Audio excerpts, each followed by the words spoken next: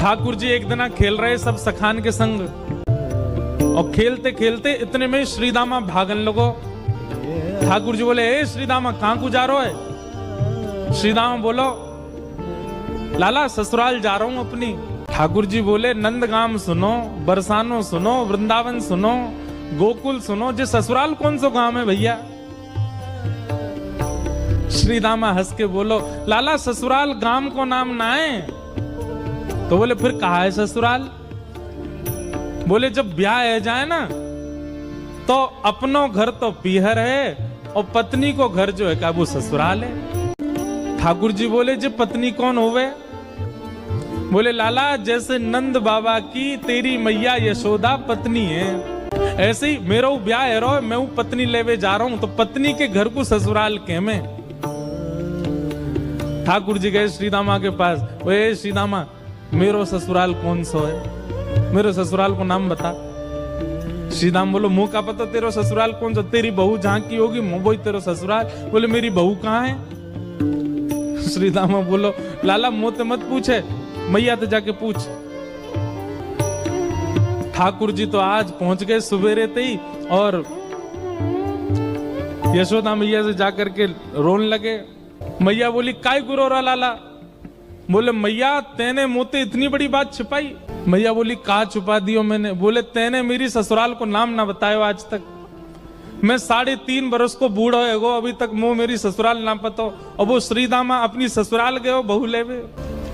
यशोदा मैया बोली, लाला तेरी संगत सुधारनी पड़ेगी, सबरे सखा तो दिन ब दिन बिगाड़ते जा रहे हैं, तूने एक बड़ो है जा, तेरी ससुराल है जाएगी। ठाकुर जी बोले, बड़े कैसे हूं मैं? बोले, जब खुद दूध पीन लगेगो, खुद नहान लगेगो, खुद तैयार है जाएगो, घर के सब काम अन्य करने लगेगो, तू बड़ा हो जाएगो, तेरो ब्याह करा दूंगी। महाराज वही दिना ठाकुर जी गए, अपने सबरे पुराने लत्ता कपड़ा लेकर के आए, धोने लगे उन्हें, अपने आप दूध पीने लगे, अपने आप भोजन करने लगे, अपने आप ही उठ पटांग श्रृंगार करने लगे। शाम को बोले, मैया मैं बड़ो है गो, अब ब्याह करा दे मेरो। मैया बोली, वाह दिन में ही बड़ो है गो तू। मैया तो बोले, मैया देख तू बात ने मत बदले, बार बार मोते कह तू ऐसो कर तो ब्याह कराऊंगी, बड़ो है जा तो ब्याह कराऊंगी। अब सब काम मैंने कर दिए, घर के सब काम काज करने लगो मैं, देख अपनो श्रृंगार खुद करके आऊं, देख कैसो लग रहा हूं मैं। मैया बोली, ओठ वारी चीज आंखन में लगा के आयो, आंख वारी ओठन में लगा के आयो, यूं करो बड़ो है गो मैं। ठाकुर जी बोले, मैया मेरो ब्याह करा दे, नहीं तो श्रीदामा बहू लेके आ रहा हूं, बाकी बहू ले आऊंगा मैं, वही की बहू को ले आऊंगा, वही की ससुराल को अपनो बना लूंगा। तभी एक सखा दौड़ो दौड़ो आयो, बोले, ए लाला देख श्रीदामा बहू लेके आ गो। बहू को नाम सुनते ही ठाकुर जी तो मचल गए, लेके चल मुंह को जल्दी। मैया रोकने लगी, बोले, लाला ने सुधर के तो जा, कैसो बन के जा रहा है? ठाकुर जी तो दौड़े दौड़े गए, बोले बीच रास्ता में रोक ले, सबको कथा पता है। माधवी की माँ ने पहले ही मना करके भेजा था कि बोले तेरे सखा, तेरे पति जो श्रीदामा, उनके जो सखा कृष्ण है, उनको मुख मत दिखाइयो। ठाकुर जी पालकी में घुस गए, हाथ पांव जोड़ के कहने लगे, भाभी जी एक बार ने अपनो मुख दिखाए दो, लेकिन माधवी ने नहीं दिखाया। ठाकुर जी कह रहे हैं, देख ले बड़े बड़े जोगी, बड़े बड़े तपस्वी, बड़े बड़े ध्यानी हमारे मुख को देखवे के काजे तड़पे, और हम तेरे सामने बैठे, तू हमें मोहना दिखा रही अपनो। माधवी ने मुख नहीं दिखाया। ठाकुर जी बोले, ठीक है, तड़पेगी मुख को देखवे के काजे। माधवी बोली, मोए ना तड़पनो, मेरे पास मेरो खसम है, वही देख लूंगी, तो मैं काई को देखूं? ठाकुर जी बोले, वचन दे के जा रहा हूं, तड़पेगी। जैसे छोटे से बालक कभी कभी बड़ी बड़ी बात करते हैं तो बड़े लोग उसको मजाक में लेते हैं, ऐसी माधवी ने भी मजाक में लिया, देखा ही नहीं ठाकुर जी को। श्री शुकाचार्य जी वर्णन करते हैं, वृंदावन में कैसी स्थिति है। गोपियां दोहन करती हैं तो घर घर घर जो दही की मथनी की आवाज आती है ना, उसी में ही कीर्तन करने लग जाती हैं। कृष्ण ऐसे, कृष्ण के नेत्र ऐसे, कृष्ण की नासिका ऐसी, कृष्ण के कान ऐसे, कृष्ण को मोर पिछ ऐसा, कृष्ण की पीतांबरी ऐसी, कृष्ण की भुजा ऐसी, कृष्ण के चरण ऐसे। कोई गोपी अपने घर में चौका लगा रही है और चौका में पौंछा की जो छर्र छर्र आवाज आवे, वही छर्र छर्र ध्वनि में ही कीर्तन करने लग जाए, कृष्ण ऐसे, कृष्ण ऐसे। हसितम मधुरम, चलितम मधुरम, वमितम मधुरम, मधुराधिपते अखिलम मधुरम। इन सबकी बातें सुनकर के मीराबाई, माधवी को ऐसा लगता है कि इन सब से तो मैं श्रेष्ठ हूं, कम से कम अपने पति की ही हूं, इन सब की तरह तो नहीं। पूरे दिन उस कृष्ण की प्रशंसा करती रहती हैं।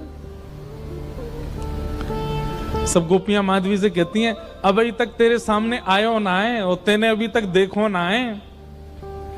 अरे या प्रेम को काम भावना ते मत देखियो, 3.5 वर्ष को 4 वर्ष को है, लेकिन वहां के प्रति एक अलग ही प्रेम प्रकट है। चाहे माधवी सबको ज्ञान देती है, बोले चाहे 3 वर्ष को 4 वर्ष को है तो अन्य पुरुष, क्यों उसकी बातें करती हो, क्यों उसकी ओर देखती हो। लेकिन 24 घंटे गोपियों के बीच में रहती माधवी को और कोई चर्चा ही नहीं सुनाई देती। सब केवल कृष्ण की बात करती हैं। जल भरती हैं तो बैठती हैं, तो भोजन बनाती हैं, तो बतियाती हैं, तो श्रृंगार करती हैं, तो हर समय कृष्ण कृष्ण कृष्ण कृष्ण। माधवी ने कुछ समय अकेले रहने का भी प्रण लिया, लेकिन अकेले रह नहीं सकती, जंगल है, कहां अकेली जावे, जाना पड़ता है। उस एक दिन रात में सोई तो अब कानों में कृष्ण कृष्ण कृष्ण कृष्ण गूंज रहा है, तो कान बंद करती, पता नहीं पूरे दिन इतना नाम सुनती हूं कि अब तो कानों में भी यही गूंजता है। कान बंद करके सोती है तो स्वप्न में कृष्ण ऐसे हैं। अब कृष्ण देखे नहीं है, लेकिन उसको श्याम वर्ण, पीली पीतांबरी, वंशी, मोर पिछ सब अनुभव होता है। उठ के बैठ जाती है, नेत्रों को मीटती है, क्या करूं मैं, नहीं चाहती है स्वप्न मुझे आवे। अब धीरे धीरे माधवी की स्थिति ऐसी होने लगी कि अब वो ना चाह करके भी कृष्णमयी ही हो गई है। रात्रि में सोती, अचानक उठ बैठती है, ऐसा लगता है मानो जैसे उसका हाथ पकड़ लिया हो। स्थिति ऐसी हो गई कि आधी रात और माधवी को ऐसा लगता है कि भोर हो गई, और तुरंत उठ करके जल्दी जल्दी वस्त्र धारण करती है, मटका उठाती है और दौड़ करके जाती है। अरे विलंब है गयो, इतनी देर है गई, मैं अभी तक उठी नहीं, जबकि है आधी रात। दिन रात सब परिवर्तित हो गया। पहुंच गई यमुना तट, और यमुना तट जाकर के देखा एक भी गोपी नहीं है, तो माधवी को लगा कि मैं विलंब से आई हूं, सब शायद जल भर के चली गई हैं। जल भर के रोज जाती है माधवी, लेकिन आज पता नहीं उस पात्र में इतना भार कहां से आ गया कि स्वयं ही नहीं उठा पा रही है। इधर उधर देखने लगी, याचना करने लगी, कोई तो आवे, कोई तो उठा दे, और तभी कोई नहीं है वहां। नंद नंदन श्याम सुंदर चलते हुए आ रहे हैं माधवी के पास। माधवी की मति घूम गई है, आधी रात ही आ गई, और तभी ठाकुर जी वहां पहुंच गए। पहले तो चाल देखी तो चाल पर मोहित हुई, फिर जब वक्ष देखा तो वक्ष पर, जब हाथ देखे तो हाथ की चलन पर मोहित हो गई, और मुख देखा तो भूल गई सुध बुध। ठाकुर जी आए और आकर के मंद मुस्काए के बोले, हेरी गोपी उचाए ना पा रही, चल ले मैंने एक हाथ लगा दूं, उचाले याकू। और एक तरफ से माधवी ने मटकी पकड़ी और दूसरी तरफ से ठाकुर जी आकर के नन्हे से गोपाल जी ने जैसे ही हाथ लगाया मटकी उठने लगी। लेकिन मटकी पर नेक सहारा देते माधवी रख लेती, ऐसा नहीं। ठाकुर जी मटकी उछा के, जैसे जैसे मटकी उछ रही है वैसे वैसे ठाकुर जी लंबे होते जा रहे हैं, और बिल्कुल माधवी के नेत्रन के सामने आकर के खड़े है गए। कटाक्ष नेत्रों के सामने कोई गोपी टिक नहीं पाती, और माधवी को ठाकुर जी प्रत्यक्ष देख रहे हैं, सामने खड़े हैं कि। और वो एक क्षण के लिए जो रूप माधुरी का दर्शन हुआ,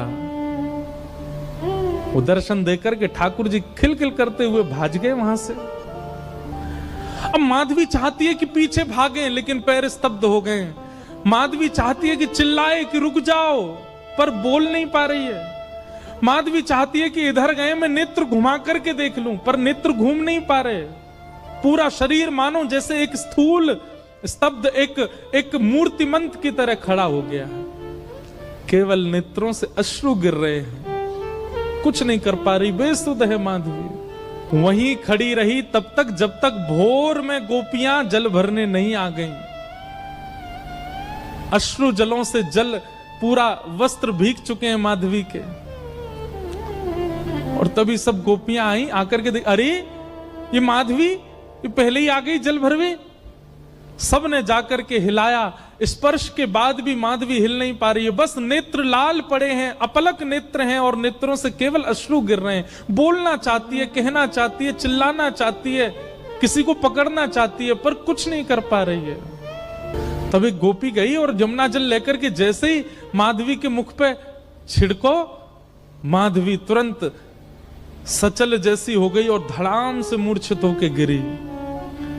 गोपियां सब उसके चरण मसलने लगी, हाथ पकड़ने लगी, सिर सहलाने लगी और जैसे ही होश में आई, होश में आती बस रो रही है और पूछ रही है वो कहां है, मोहिनी मूरत सांवली सूरत, वो कहां है।